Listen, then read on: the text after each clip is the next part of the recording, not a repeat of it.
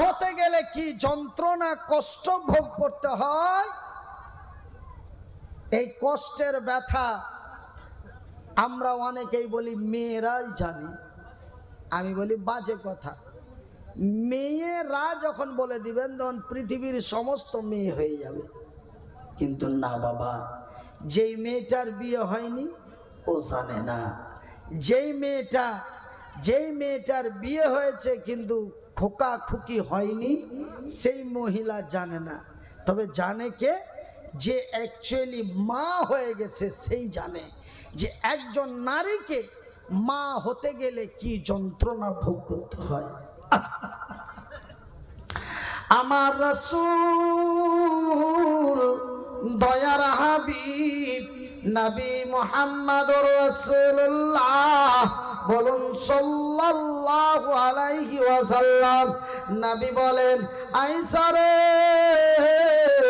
সেই দিনটি এমন ভয়াবহ মারাত্মক দিন হবে, যেই মা একটা সন্তান হতে গেলে চিৎকারের ঠেলায় মায়ের জান বাঁচে না, সেই দিন এত খতরনাকময় দিন হবে রে আয়েশা, গর্ভবতী নারীর বাচ্চা ভূমিষ্ঠ হয়ে যাবে, একটু চিমটি কাটার সামানও বুঝতে পারবে না যে আমার পেটের সন্তানটা কোথায়, বুঝতে পারবে না। তবে কত কঠিন।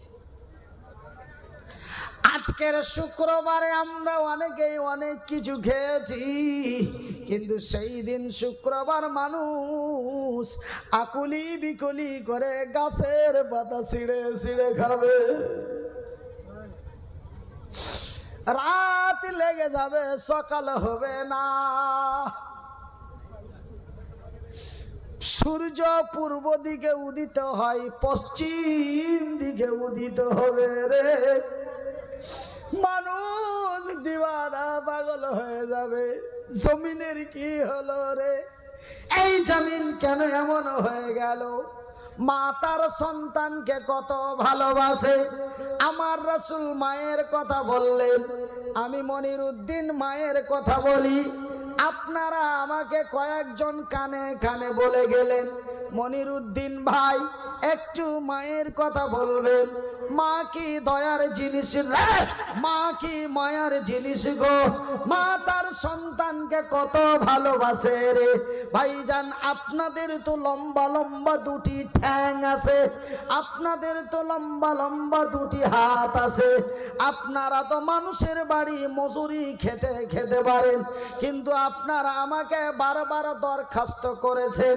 এই কথাগুলি আমি প্রায় জলসাতে বলি, আজকে আমাকে বলার জন্য দরখাস্ত করা হয়েছে। তাই আমি বলি, বন্ধু, মা তার সন্তানকে কত ভালোবাসে, মা তার ছেলে মেয়েকে কত ভালোবাসে। ভাই গো, মায়ের সমান দয়া মায়ার জিনিস আল্লাহর আকাশের নিচে জমিনের উপরে আর নাই। একবার বলুন লা ইলাহা ইল্লাল্লাহ, লা ইলাহা ইল্লাল্লাহ।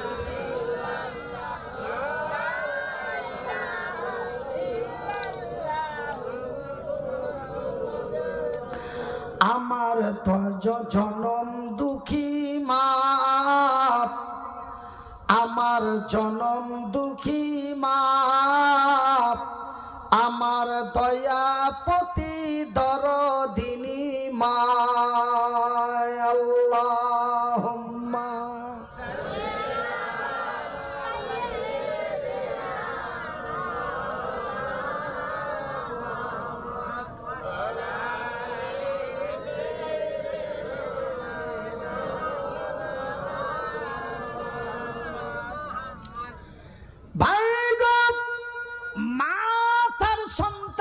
কত ভালোবাসে রে, আপনারা জানেন না, কিন্তু আমি মনিরউদ্দিন তাহা জানি।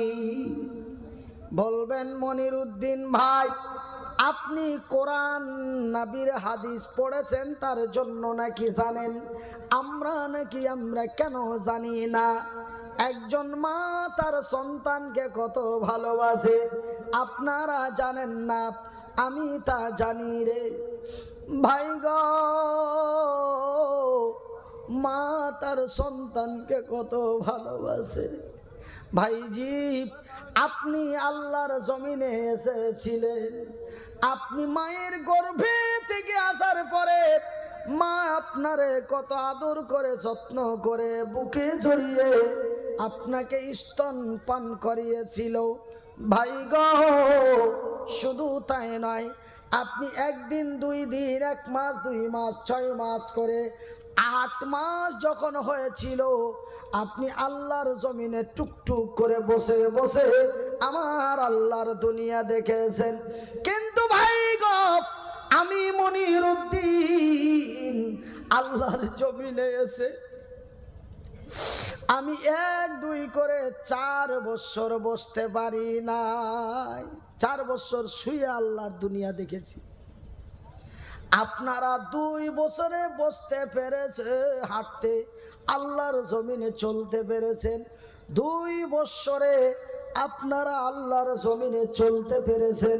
কিন্তু আমি মনিরউদ্দিন 8 বছর ধরে আল্লাহর জমিনে চলতে পারি নাই। আমি চলতে পারি বাবা, কিন্তু আপনারা আমাকে চলতে দিচ্ছেন না একটা মহব্বতে। আর আমিও কয়েকটা কারণকে কেন্দ্র করে আমিও আল্লাহর জমিনে চলি না। এক তো আপনারা চলতে দেন না, আর আমি চলি না। এখন ধরেন এখানে বালি কাদা কাঁচ খাম্বা মানুষজন ভিড় গ্যাঞ্জাম, এবার আমি হেঁটে আসবো, আমার চপ্পল জুতা দেওয়ার মতো সিস্টেম ক্ষমতা নাই। এবার এত দূর থেকে এত দূর, আপনি ওই বাড়িটা থেকে এখানে 1 মিনিটে পৌঁছাবেন, আমাকে হয়তো 5 মিনিট লাগবে। অনেক অনেক রকম কেন্দ্র করে আপনারা আমাকে হাঁটতে দেন না বা আমি হাঁটি না, আপনারা চলতে দেন না বা আমি চলি না। কিন্তু আমি চলতে পারি বাবা, জোরে বলি আলহামদুলিল্লাহ। তবে আপনারা আল্লাহর জমিনে চলতে পেরেছেন 2 বছরে, আমি আল্লাহর জমিনে চলতে পেরেছি 8 বছরে। জোরে বলুন ভাইজান। বন্ধুরে, মা তার সন্তানকে কত ভালোবাসে। আপনারা যখন মায়ের পেট থেকে এসেছিলেন, কি টকটকে ঝকঝকে টলটলে, হাতগুলি এমন এমন করে লড়িয়েছিলেন, পাগুলি এমন এমন করে লড়িয়েছিলেন। মা আপনারে কত দেখে কত খুশি হয়েছিল। কিন্তু আমার মা আমাকে দেখেও খুশি হয়েছিল, বেজার হয় নাই। ভাই গো, আমার বড় শাশি এই কথাগুলি আপনারা আমাকে বারবার করে বলতে বলেন, কে জানি শুনলে কেমন মনে হয়। তবে আমি এই কথাগুলি আরো একটু মনের আবেগ দিয়ে বলি, যেন আল্লাহর জমিনে আমার মাগুলি কষ্ট না পায়। ভাইজান, আমার বড় শাশি আমাকে বলছিল, মনির রে, তুই মানুষ না কোনো জন্তু, বুঝতে পারা যাচ্ছিল না। নারী ভুড়ির সঙ্গে তুই এতটুকুন হয়েছিলি, শুধু তোর চোখ দুটি দেখে বোঝা যাচ্ছিল এটা মানুষ, আর না হলে মনে হচ্ছিল এটা একটা গোস্তের টুকরো। মা কত দয়ার জিনিস, মা কত মায়ার জিনিস। এমন একটি গোস্তর টুকরোর মতো সন্তান থাকে, মা যদি ইচ্ছে করতো, মা যদি মনে চাইতো, এমন ছেলে লালন পালন করে লাভটা কি হবে? এই বলে মা আমার নারী ভুড়ির সঙ্গে ভাঙা হাড়িতে করে পানির মধ্যে ফেলে দিতে পারত। কথা ঠিক কিনা বলেন বাবা? কিন্তু না রে না, আমার জনম দুঃখী দয়াপতি দরদিনী মা আমারে ফেলে দেয় নাই। ওই ছেঁড়া তেনা দিয়ে, ওই ছেঁড়া কাপড় দিয়ে মা সুন্দর করে গা গতরখানা মুছিয়ে আমারে টুপলাতে করে বুকের মধ্যে দিয়ে কত লালন পালন করে, গালে বুকে ঠোঁটে চুমু দিয়ে মা আমারে ভালোবেসে আগিলে মানুষের দ্বারে দ্বারে ভিক্ষা করে সাহায্যর সহযোগিতা করে মা 1 2 করে 14-15 বছর ধরে আল্লাহর নবীর মাদ্রাসায় লেখাপড়া করালেন। আল্লাহর দরবারে দোয়া দিয়ে বলেন, আল্লাহ আমার মুনিরের নিরাপত্তা করিও। আল্লাহ আমার মুনিরকে যেন কেউ কষ্ট না দেয়। আল্লাহ আমার মনির উদ্দিন যেন কোনো কষ্ট না পায়। আল্লাহ আমার মনির উদ্দিনকে তুমি দুধে ভাতে খাওয়াইও। এই বলে মা কত আদর যত্ন করে মানুষ করেছিল রে। মা এতটুকুন বাচ্চা, এতটুকুন খোকারে, মা এতটুকুন কচি কেউ বেখেয়াল করে ফেলে দেয় নাই। মা কি জনমের মতো আমারে লালন পালন করে এমন মানুষের কাছে ভিক্ষা চেয়েছে। ভাই গো, আমার জীবনের ইতিহাস, মা আমার জন্য মানুষের কাছে কিছু সাহায্যের হাত বাড়িয়েছে।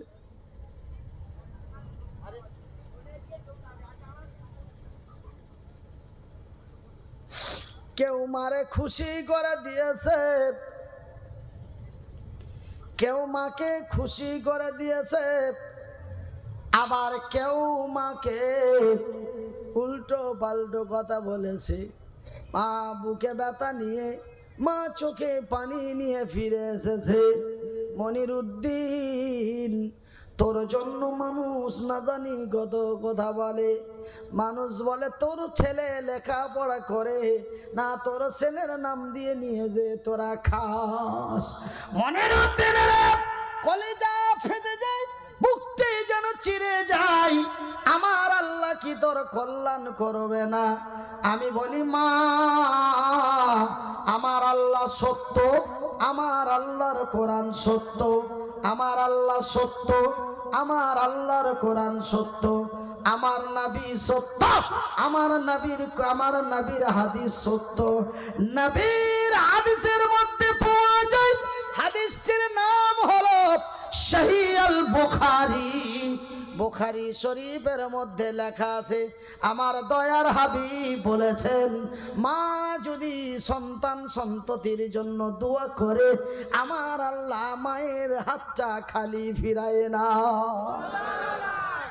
জোরে জোরে আল্লাহু আকবার, নারে তাকবীর, নারে তাকবীর।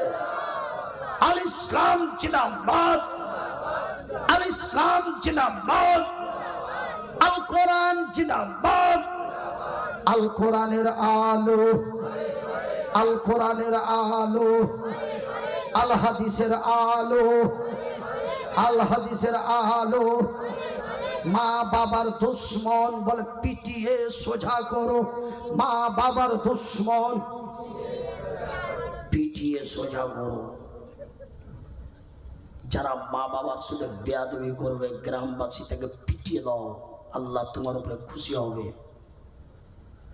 যে মা তোকে এত কষ্ট করে মানুষ করেছে, ইডিয়েট, তোর বইয়ের কথা শুনে মায়ের সঙ্গে বেয়াদবি করছে,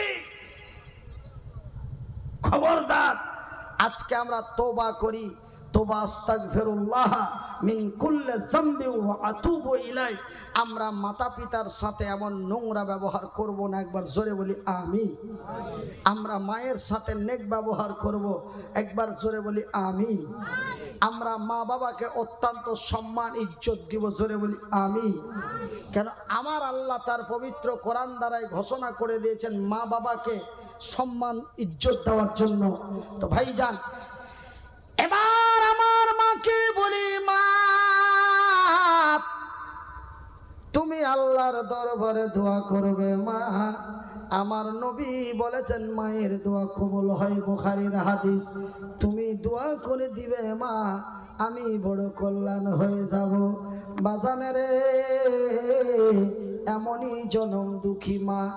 মা তার সন্তানকে এত ভালোবাসে, কিন্তু আমার রাসূল দয়ার হাবিব নবী মুহাম্মদুর রাসূলুল্লাহ বলুন সাল্লাল্লাহু আলাইহি ওয়াসাল্লাম, আল্লাহর নবী, দয়ার নবী, বিশ্বের নবী বললেন, আয়েশা রে,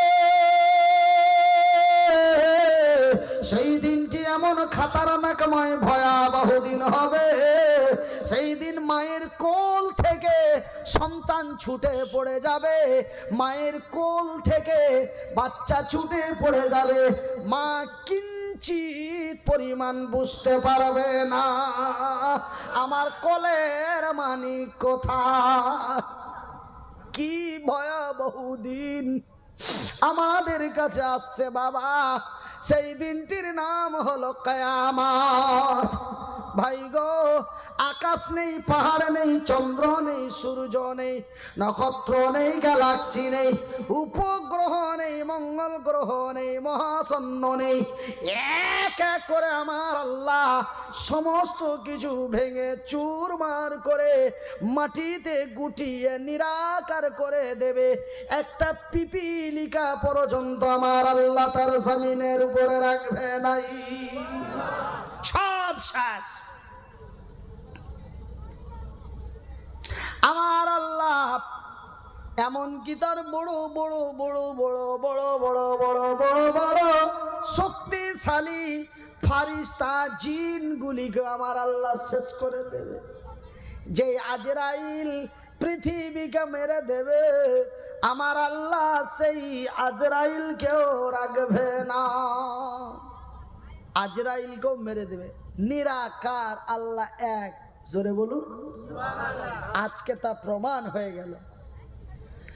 আমার নবী বলেন বিসমিল্লাহ, আমার আল্লাহ রাব্বুল আলামিন বলেন বিসমিল্লাহির রহমানির রহিম।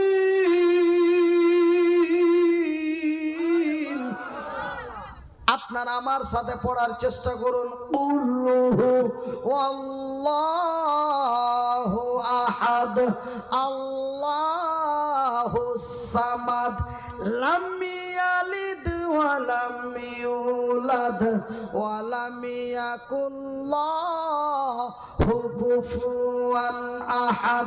ওগো নবী বলে দাও, কাকে বলবো, কাকে বলবো?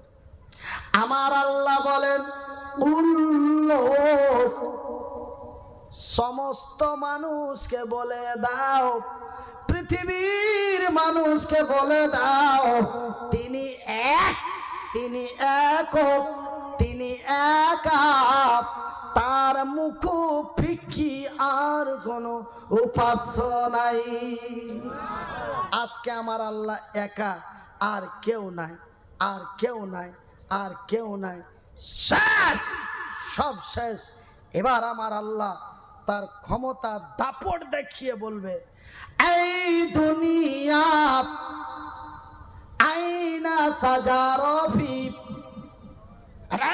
পৃথিবী জবাব দে, তোর উপরে যেই সাজানো গাছগুলি ছিল সেই গাছগুলি কোথায়? ক্ষমতা কার? ক্ষমতা কার? তোরা যে ভেবেছিলি বট গাছের বড় ক্ষমতা, তোরা বট গাছের চতুর্দিকে সিঁড়ি বেঁধে লাল কাপড় লটকে বট গাছের যে বলছি কিছু দে। আজকে গাছগুলি কোথায়? ক্ষমতা কার? এই মুসলমানের বাচ্চারা, আমি অমুসলিমদের বলতে চাই না, এই মুসলমানের বাচ্চারাও বট গাছের কাছে যায় আর বট গাছের নিচে বসে বট গাছকে প্রাধান্য দেয়। আমি কি বেশি বলে দিলাম বাবা? আমার নিজের চোখে দেখা কোচবিহার ডিস্ট্রিক্ট বলে নাম আছে, সেই কোচবিহার ডিস্ট্রিক্টের আপনার মাথা ভাঙা সিতাই শীতলকুচি থানার মধ্যে এক জায়গায় 5টা বট গাছ আছে, ওরা ওখানটাকে 5 পীর বলে সম্মান শ্রদ্ধা জানাচ্ছে। আমি গেলাম ওই এলাকায় ওয়াজ করতে, আমি ভাবলাম যে 5 জন আল্লাহর ওলি এখানে শুয়ে আছে, যেই যাই একটু মাজার দর্শন করে আসি। এই মামুর বেটারা, মামুরা বলছে হুজুর এখানে কোনো আল্লাহর ওলি শুয়ে নাই, তবে 5 পীর কেন বলিস? বলে যে কি আমার 14 পুরুষ আমার বাবা দাদুদের আমলে এক জায়গাতেই মানে এই যে প্যান্ডেলটা আছে এতটুকুন জায়গার মধ্যে 5টা বট গাছ। তখনকার মানুষ একটু বেশি বুঝতো তো, ওনারা ভাবলেন যে কি নিশ্চয় এখানে কোনো আল্লাহর ওলি বা এখানে কোনো আল্লাহর মুসলেহাত আছে, আর না হলে এক জায়গাতে 5টা বট গাছ কেন বের হবে। এই জন্য আমরা এই জায়গাটাকে প্রাধান্য দিয়ে এখানে আমরা সিজদা জ্ঞাপন করি। আমাদের কিছু চাওয়া পাওয়া মনের কথা এসে 5 বট গাছকে বলি, আমি বলি তোদের উপরে আল্লাহ লানত পড়ুক।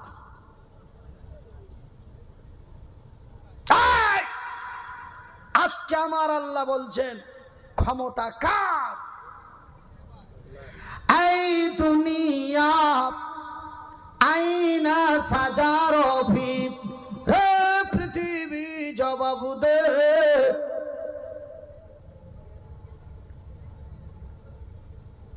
আজকে গাছগুলি কোথায়? সেই দিন কঠিন কিয়ামতের দিন এই জমিন আমার আল্লাহর দরবারে জবাব দিতে পারবে না। আমার আল্লাহ তারা আরো ক্ষমতা দাপট দেখিয়ে বলবে, এই দুনিয়া আইনা জিবালো ফি। ভারতের বড় বড় বিজ্ঞানীরা বলেছিল, আমেরিকা, লন্ডন, থাইল্যান্ড, জাপানের বিজ্ঞানীরা বলেছিল এই জমিনটাকে পাহাড় দিয়ে থেমে রাখানো আছে। এই জমিনটা যদি পাহাড় দিয়ে থামা না যেত তবে জমিনটা এমন টালমাটাল করতো। এই জমিনটাকে থামিয়ে রাখার জন্য, এই জমিনটাকে থামিয়ে রাখার জন্য আর এই পাহাড়গুলিকে বিভিন্ন জায়গায় পাহাড় দেওয়া হয়েছে। পাহাড় অতি শক্তিশালী বস্তু। এই বলে কিছু শ্রেণীর মানুষেরা পাহাড়ের চূড়োয় যে রাম মন্দির তৈরি করে, পাহাড়ের চূড়োয় যে বাবা হুজুরের মাজার করে। দেখা গেল ওখানে কোনো বিড়াল, শ্রীগাল, কাউরি মৃত্যুদেহ। মাজার কাকে বলে বাবা? যেখানে মৃত্যুদেহ দাফন করা হয় সেই কবরটাকে মাজার বলা হয়। ভাই গো, ওই পাথরের মধ্যে কোন আল্লাহর ওলিকে মাটি দিল যে ওখানে এক মাজার তৈরি করে সিজদা মারা হয়? এগুলো সব ধান্দা। এগুলো কি বাবা? শরম পাচ্ছে? এগুলো কি ব্যবসা? এগুলো কি ব্যবসা, ধান্দা। মনে কিছু নেবেন না। ওই পাহাড়ের চূড়ায় পাথরের মধ্যে কোন আল্লাহর ওলি মারা গেল যে ওখানে মাজার হলো?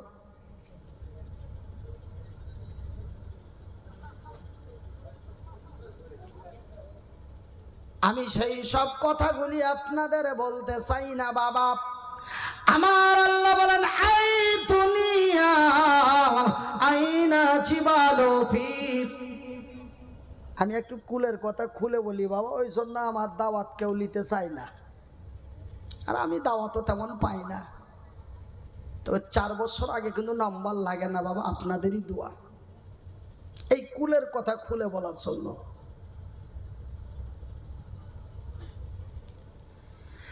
আমার আল্লাহ রাব্বুল আলামিন বলেন, এই দুনিয়া আইনা জিবালো ফি, হে পৃথিবী জবাব দে।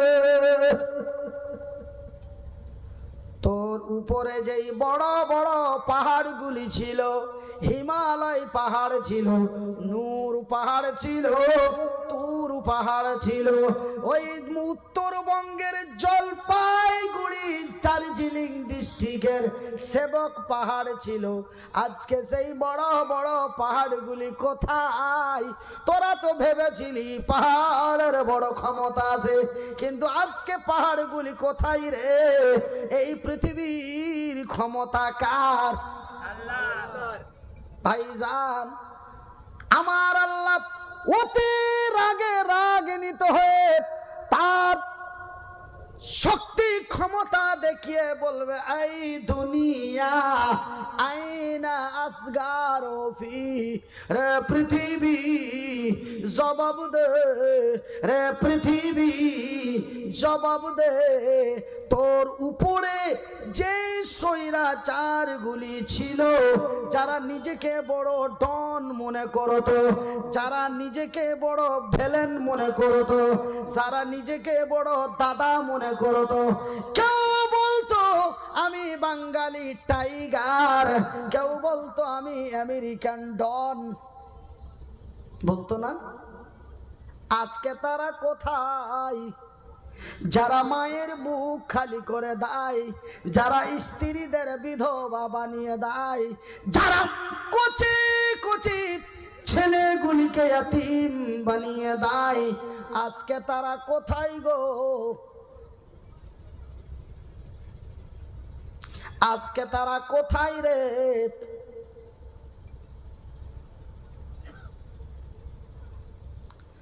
আমার ভাইরা, আমার আব্বা জান, সোনার চানের আপ, আমার শিক্ষিত বুদ্ধিজীবী বন্ধু, আমি মনিরুদ্দিন আপনাদের বলি ভাই, সেই দিন আমার আল্লাহ ছাড়া আর কোনো উপায় নাই। ভাই গো, আমার আব্বা জানেরা, এইবার আমার আল্লাহ এই প্রশ্নগুলি পৃথিবীকে করা হবে, পৃথিবী লাজবাব হয়ে যাবে, পৃথিবী প্রশ্নের কোনো উত্তর দিতে পারবে না। লা ইলাহা ইল্লাল্লাহ, জোরে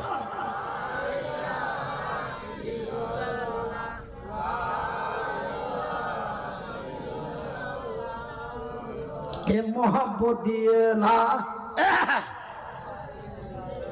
একটু আস্তে করে লা ইলাহা।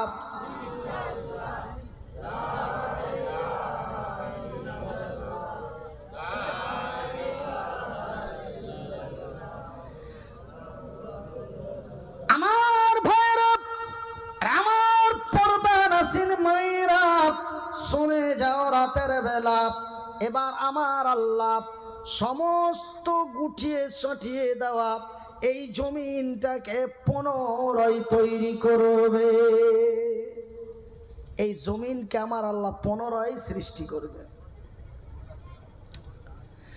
জমিনকে পুনরায় সৃষ্টি করার পরে আমার আল্লাহ এই জমিনকে বলবে, জমিনে রে, আমি সিম্পল একটা কথা বলি আপনাদের, ছোট্ট একটি এক্সাম্পল। আপনারা আমাকে 9 মাস 6 মাস আগে দাওয়াত করেছেন। কতদিন আগে দাওয়াত করেছেন? 6 মাস আগে, 9 মাস আগে দাওয়াত করেছেন। আমি আপনাদের দাওয়াতে জলসায় এসেছি। আপনারা আমাকে সেই মেন রোড থেকে আগমন করে মহব্বত করে নিয়ে আসলেন। নিয়ে আসার পরে নানান খাবার খাওয়াইলেন, বিরিয়ানি খাওয়াইলেন, গোস্ত রুটি খাওয়াইলেন, না জানি কত কি খাওয়াইলেন। খাওয়ার পরে খাওয়া হলো, আপনারা আমাকে খেতে দিলেন, আমি তা খেয়ে নিলাম। কিন্তু ওয়াজের শেষে আপনারা আমাকে এসে বলছেন, মনি কমিটির ছেলেরা বলে, হুজুর আপনাকে যাহা খাইয়েছি তাহা ফিরিয়ে দেন। কেন? বলে হুজুর আপনার ওয়াজ শুনে ভালো লাগে নাই। আপনার ওয়াজ শুনে ভালো লাগেনি, আপনারে যা খাওয়াইছি আপনি তা ফিরিয়ে দেন। আমি পারবো বাবা? ফিরানো যাবে? জোরে বলুন। আমি বলবো রে আমার বন্ধু বর্গের,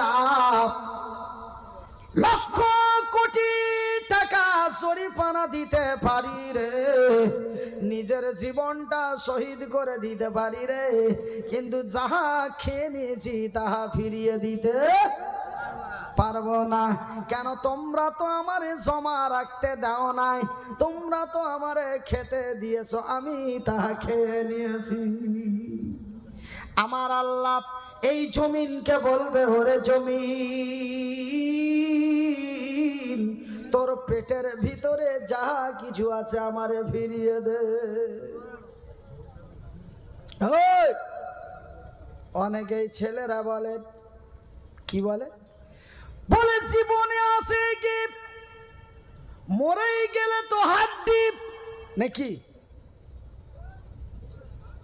বলে জীবন, জীবন মানে বুঝছেন জীবনী। বেঁচে থাকার মধ্যে আছে কি? মরে গেলেই তো হাড্ডি। আমাদের উত্তরবঙ্গের ভাষা